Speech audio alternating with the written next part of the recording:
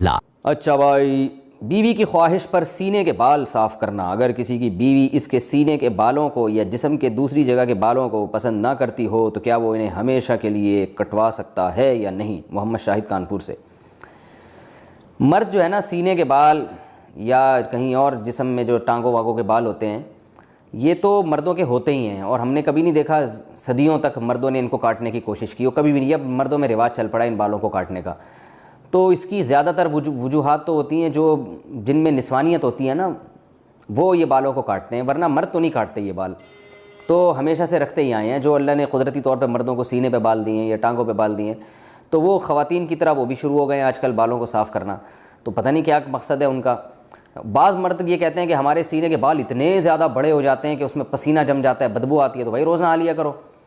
لیکن بہرحال ان بالوں کے کاٹنے یا نہ کاٹنے کے بارے میں ہمارے پاس شریعت میں کوئی واضح حدیث یا قرآن کی آیت موجود نہیں ہے۔ اتنی بات ہے کہ تغییر خلق اللہ، اللہ کی تخلیق کو بگاڑنا یہ حرام ہے۔ تو کوئی مرد اگر نسوانیت کے لیے، عورت بننے کے لیے، کہ میں لیڈیز تھوڑا ذرا سا ایسا چمکتا ہوا نظر آؤں، تو اس طرح عورت بننے کے لیے وہ یہ کام کرتا ہے، یعنی عورت تو نہیں بن سکتا، یعنی عورتوں کی تو نیت یہ ہوتی ہے نا کہ جو ہے وہ خوبصورت بننا، تو مرد اگر یہ کام خوبصورتی کے لیے کر رہا ہے کہ میں دیکھنے میں عورت جیسا نظر آؤں، خوبصورتی سے مراد نسوانیت والی خوبصورتی، تو پھر تو یہ بالکل حرام ہے۔ لیکن اگر اس کی کوئی اور مسئلہ ہے، جیسے باڈی بلڈر وہ اس لیے کرتے ہیں ان کو مقابلے میں اپنے کٹس وٹس دکھانے ہوتے ہیں، ہمیں تو یہ کام بھی بڑا بیہودہ سا لگتا ہے، لیکن خیر، تو کوئی اور نیت ہے یا پسینہ جم رہا ہے اس میں، اس نیت سے بال کاٹتے ہیں، تو ان کی بیگم کی خواہش ہے کہ بال کاٹو، تو شاید ان کو بدبو آتی ہے ان بالوں سے، تو اگر کوئی معقول وجہ ہے تو کاٹنے میں کوئی حرج نہیں ہے، لیکن میرا خیال ہے کہ یہ کام اتنا مزیدار ہے نہیں، پسندیدہ کام ہے نہیں، کیونکہ اس کا رواج جب مردوں میں آئے گا تو اور نسوانیت پھیلے گی اس سے۔ جائز ہے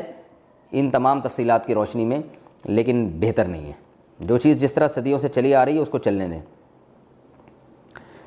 ہاں، اگر سینے کے بال بہت بڑے ہوئے ہیں اور بیوی کو اس سے تکلیف ہوتی ہے تو پھر ایک الگ بات ہے، اس کو کاٹ سکتے ہیں۔